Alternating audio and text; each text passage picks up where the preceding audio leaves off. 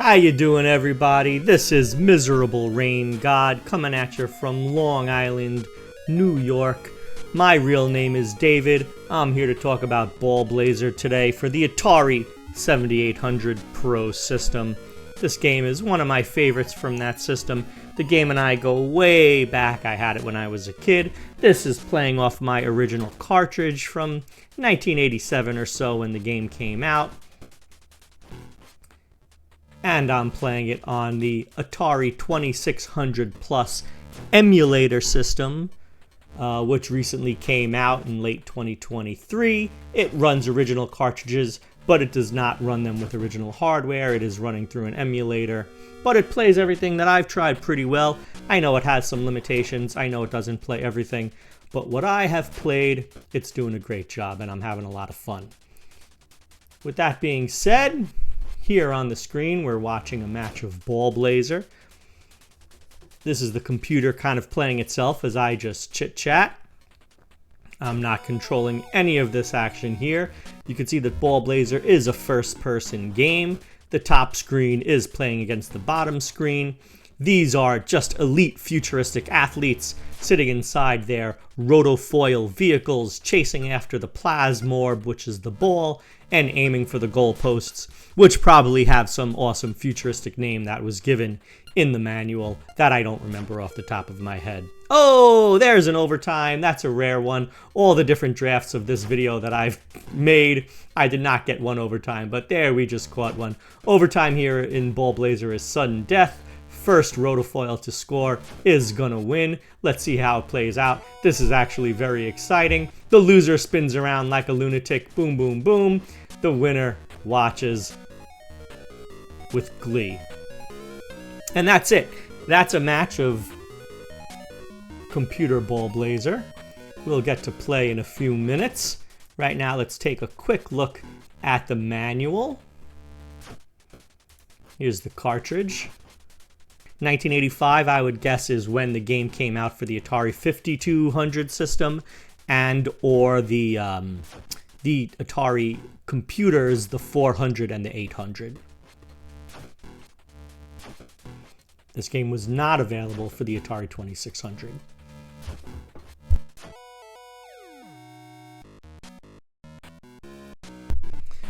One thing to note about the manual, this manual goes hard into the lore of BallBlazer.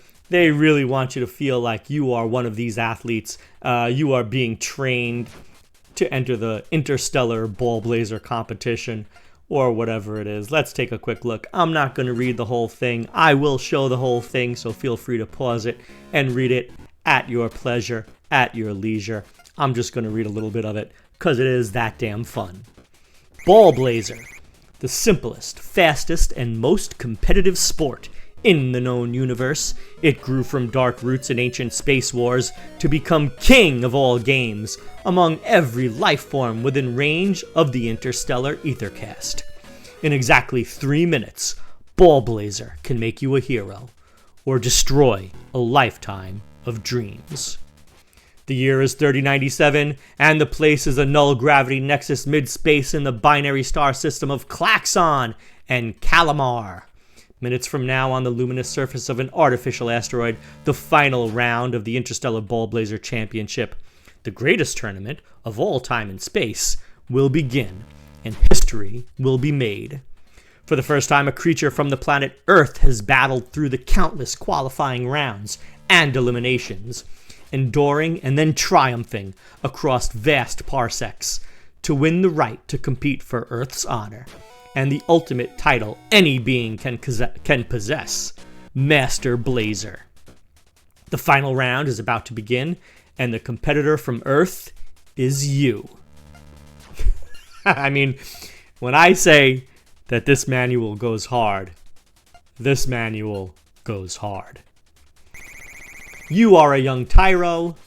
You were required to master the BallBlazer prep procedure, which involves connecting your controls, readying your rotofoil, which is the vehicle, turning on all your systems, including the TV.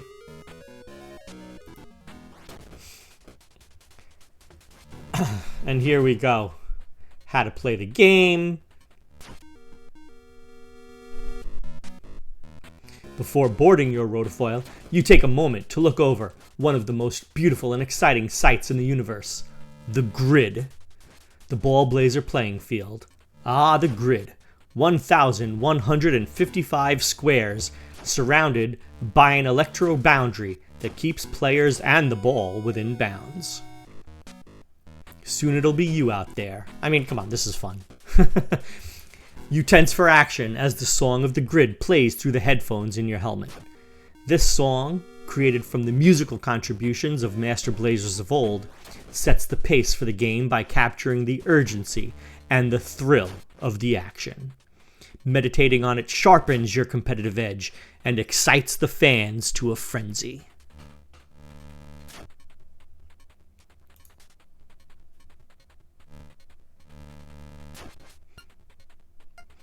I mean, here, so when you play the game, you can only turn in 90-degree increments.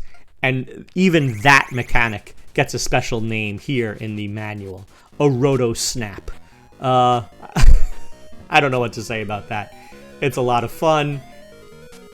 They weren't joking back in 1985 or 1988 or whenever some intern wrote this manual.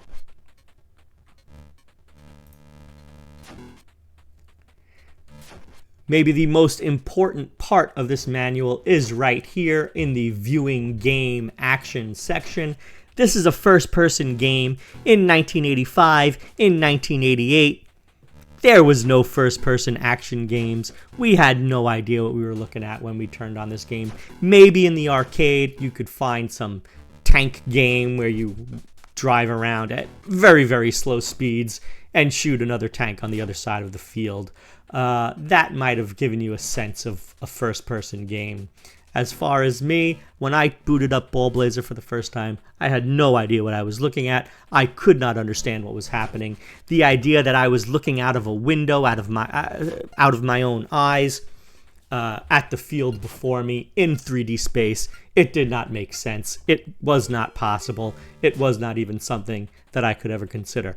New fans sometimes ask for pointers on viewing the action. In the following illustration, two players in rotofoils are facing each other. In the top screen, you are looking out of the cockpit window at your opponent's rotofoil and the ball. That's it. There it is, everybody. First-person perspective gaming. Mind-blowing. I don't know how else to say it. 1988, young me, 10 years old, first-person perspective. I wasn't a plane in combat. I wasn't that ugly little thing in 2600 Pac-Man. I was a character. I was an elite athlete in this vehicle, this futuristic vehicle that looks like the ace of spades from a deck of bicycle playing cards. I was that guy. It was interstellar. I was the only human who could win this interstellar tournament of master blazers. And we were looking out of my own eyes to the world in front of me, the 3D world, the 3D space. This was unprecedented. This changed everything. This was fantastic. This is why BallBlazer is so cool.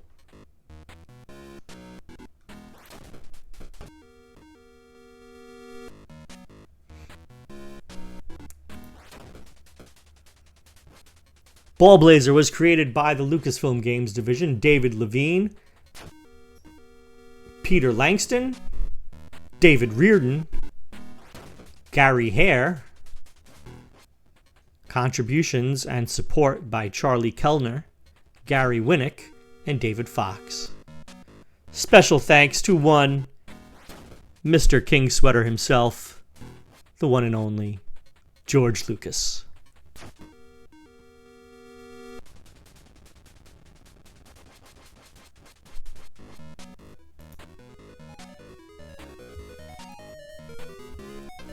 All right, we looked at the game, we looked at the manual. How about we play a little? So I'm just going to reset the game here because we just saw George Lucas's name. I want you to get a chance to see the Lucasfilm Games logo that starts things off. This is the startup screen for the Atari 2600 Plus. And we'll get a loading screen since it is reading data off that cartridge.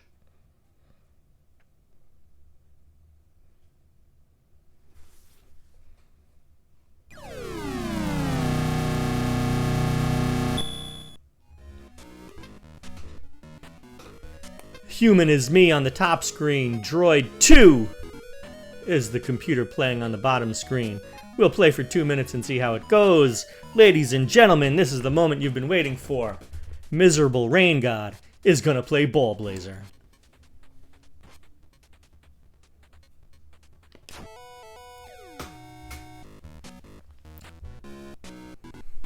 So once the ball gets released, you basically have a few seconds to race towards it. I'm racing towards it, the computer player is also racing towards it, but at droid level 2, the computer player is going to move quite slowly. I'm not going to have too much difficulty getting to the ball first, and once I'm at the ball, I will zip around and try to find my goalposts. Once I find them, I'm going to take a shot. I missed, but that's how it works. Here's the ball is free. I will automatically turn around to face that ball. I am not turning around by this 90-degree increment. The game automatically does that for me. There is no way to turn around yourself in this game. The only thing you can do is face the ball, and if you have the ball, you face your goalposts. So now the computer has the ball. I'm kind of trying to steal it from him. It's not the easiest thing to do. We'll get to that in a second. Let's just see how this goes. The ball is free, and I got it. There he is. He's in front of me. I'm facing my goalpost now because I have the ball, and I'm going to zip ahead. When I see my goalposts, I can approach and I can shoot. By pressing the button on the joystick, I'm going to shoot the ball. But what happens is the ball gets propelled in front of me, but I also get propelled backwards away from the ball.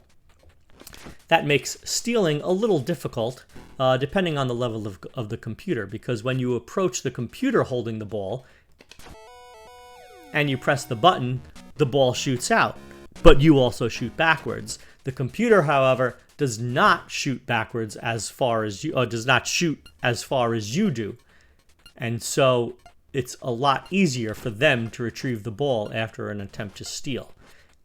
Early on in the game, well, at early levels for the computer, that's not a big problem. Once you hit level 5, level 6, the computer becomes much more proficient at stealing and much more proficient at recovering the ball after a steal.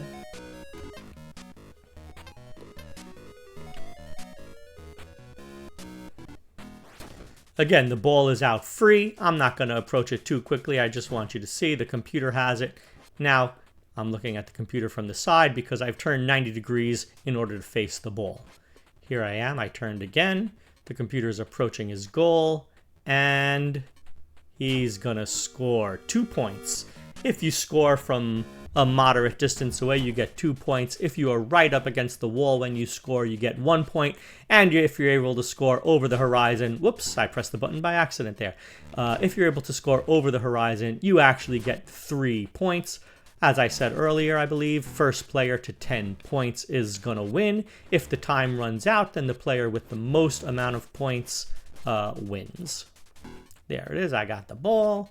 I just need the goalposts. There they are. Let's see if I can get an over the horizon shot by shooting. There we go, and I got 3 points. Over the horizon shot. Okay. The ball is released. I'm running at it. I'm zipping down the field. What did the game manual say? 1,155 squares in the field? That's awesome. When the ball is free, you get that change in the sound there. It's a little faster, it's a little more frenzied.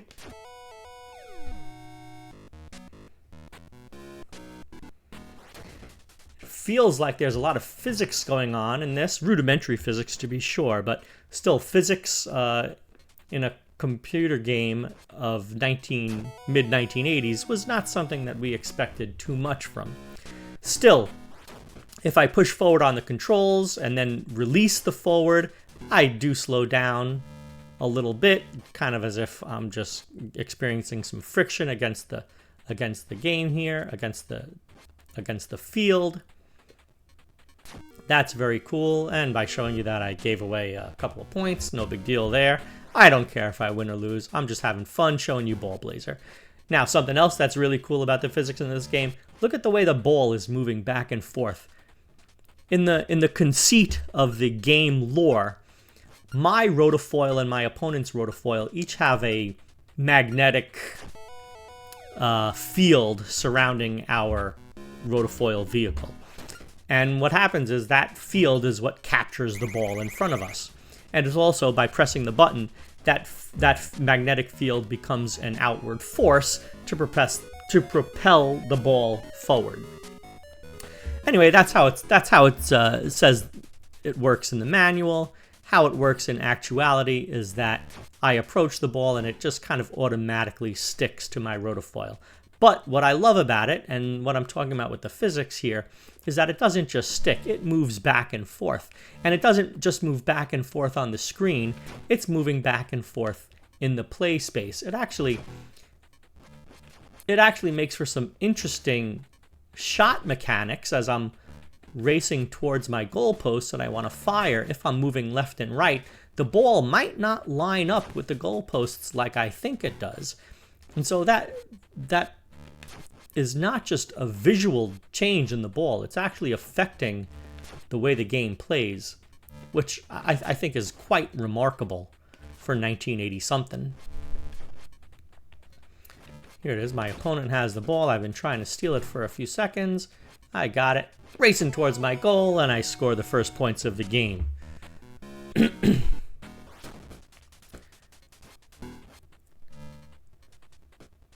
I love that buzz as the two rotofoils come close to each other and the magnetic fields start to kind of feed off each other and buzz off each other. You get that sound, that drone sound. Lets you know what's going on. So much fun. Another aspect of this game that was really, really innovative and is really cool is the Song of the Grid, which will play in 25 seconds when this match ends. We're going to stop, we're going to listen to it, we're going to talk about it.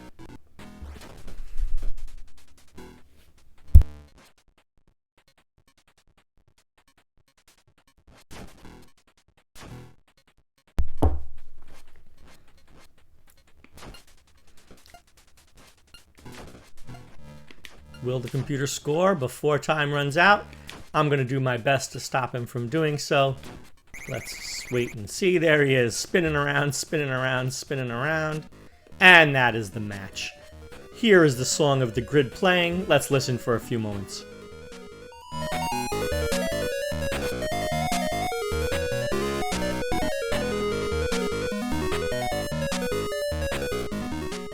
As long as I keep moving, the Song of the Grid will keep playing. If I stop moving in about 10 or 15 seconds, the computer will take over and start a new match and the song will end. So you'll just see me moving around the game space, the grid here, for a little while.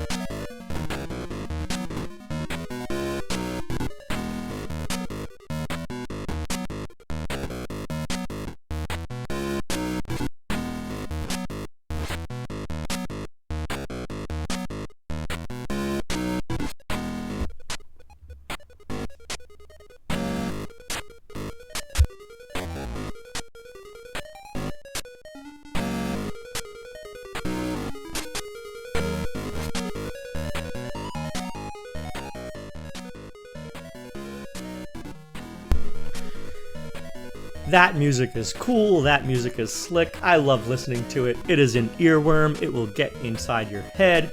It is not going anywhere for a while. And what's really cool about that music is that it is procedurally generated. That's right, it was actually procedurally generated content happening back in the mid-'80s on the Atari 7800, and I believe it was also happening on the Atari 800 computer and the Atari 5200. The game itself has about 32 different sections of music that it can call from and combine in pseudo-random ways, but it can also increase volume, decrease volume, drop notes, and just put all this together continuously for a different version of the song every time. And the song doesn't end. It will just keep playing and playing and playing as long as I keep moving my rotofoil around the space here, and as long as I don't allow a new match to start. The song will just continue and continue to wow us. Procedurally generated content back in 1985. I am not aware of any other game that was doing anything like this. I think you can make a direct line between this game and something like No Man's Sky, which 30 years later would procedurally generate an entire universe. I mean, that's pretty cool. BallBlazer is pretty cool. BallBlazer is full of innovation. BallBlazer is like nothing that came before. And I'm sorry, I'm just listening to the way that this song is going right now. I've never heard it do this before.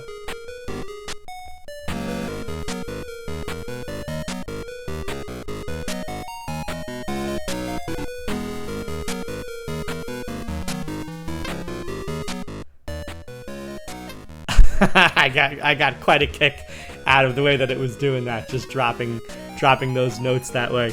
Very, very cool. I think that was a real treat. All right, let's increase the difficulty here. I've talked enough about BallBlazer. Let's just play a few rounds against increasing difficulties and see what happens.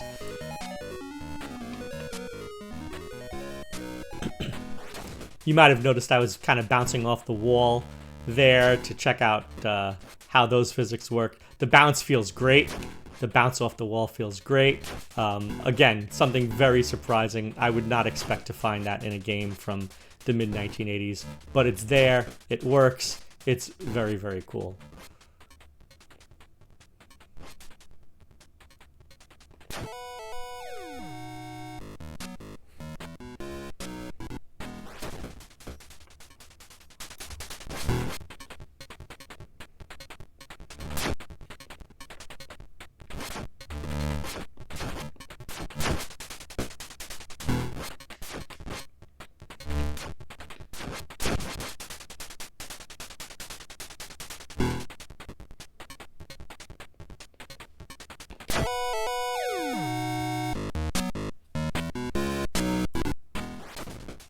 As the difficulty level increases, the computer player just becomes faster, becomes better able to steal or to avoid having the ball stolen, and gets to make their shots from a greater distance. And you can see at the highest difficulty levels, I think level 9 is as high as it goes, the computer can almost always just take shots from over the horizon, and it hits the goal just about every time it tries to. It's extremely difficult, if not impossible, to win the game at level 9. The computer is just that fast and that good at making its shots, and that difficult to steal from. Like at level 8 or 9, once the computer gets the ball, it's very, very hard to get it out of their control. Like there, that was a relatively easy steal at level 5. And I won. 15.2 seconds left on the clock.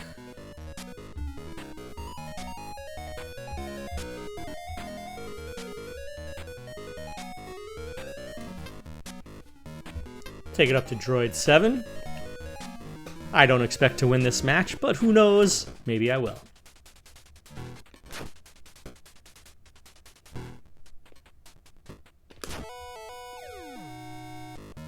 Well, first blood goes to me.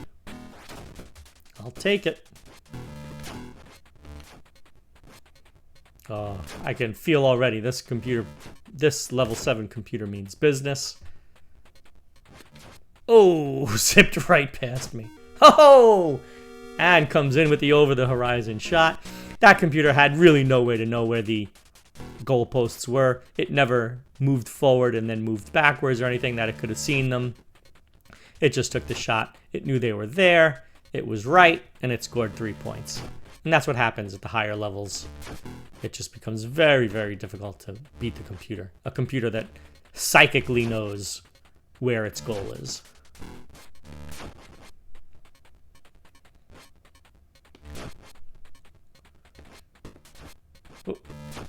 Oh! Oh, I thought I had a chance at getting the ball back. Oh, and it scored. Wow, that was a good one. Good for you, computer level 5. Oh, I'm sorry, level 7.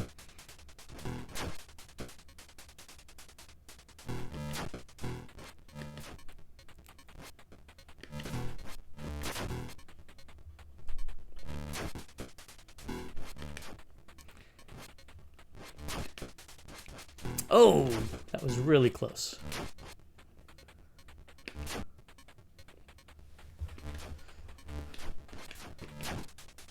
I was playing a match earlier where the computer came up behind me as I was approaching my goalpost, and the computer tried to steal the ball from me, and in doing so, projected the ball forward into my goal and gave me the score. Thought that was pretty cool. That's not something I expect to see happen here versus level 7.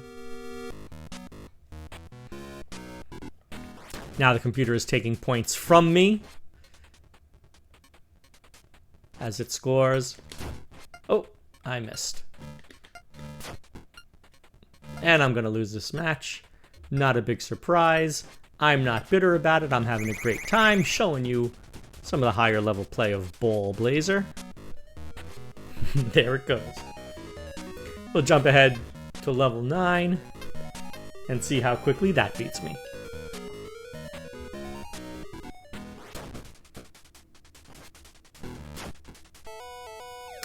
Okay, that was not me. It's funny, I was just talking about it and it happened. The computer took the shot for me by trying to steal the ball from me and actually gave me 3 points. I'll take it. I'm able to follow that up with a 1-point shot from up close. I'll take that too. If I can just keep the computer from scoring, I actually have a chance to win a level 9 BallBlazer game.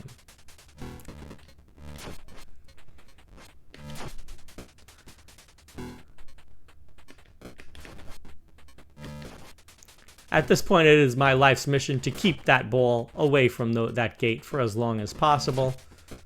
Not gate, goal. Let the clock tick down and hope that by doing so... Oh, I got control of the ball. At least for a second. Hope that by... Oh! I tell you, this might be the best level 9 game I've ever played. And if I win it right here for you fine people, well, I'm going to have myself an ice cream sundae. I am very much just trying to run down the clock. And he scored.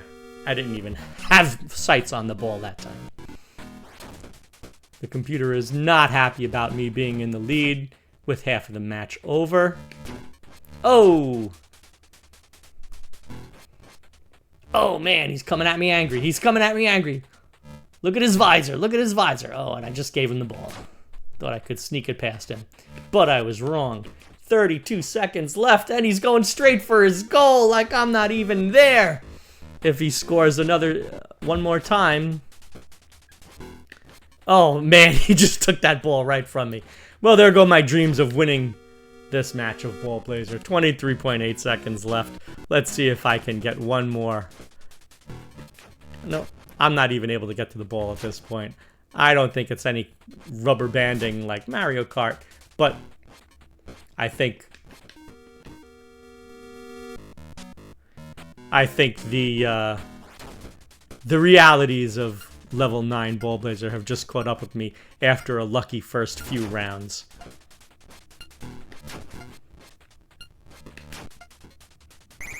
There it is. I lost.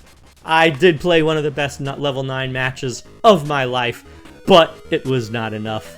I did not win. I have been beaten by BallBlazer once again. I hope you had a great time with this look at a great game. Give it a chance yourself. If you have any BallBlazer stories, if you have any BallBlazer thoughts, let me know in the comments below. If not, that's alright. See if you can get your hands on a copy. Emulate it. Check it out. It is a lot of fun. It came out for a lot of systems. You will probably enjoy it. And if you don't, just listen to the music for a little while, because that right there is innovation. Thanks very much, everyone. Hope you had a great time. Be kind to your neighbors, be considerate to your neighbors, and be deliberate in everything you choose to do. My name is David. That's also Miserable Rain God. And have fun.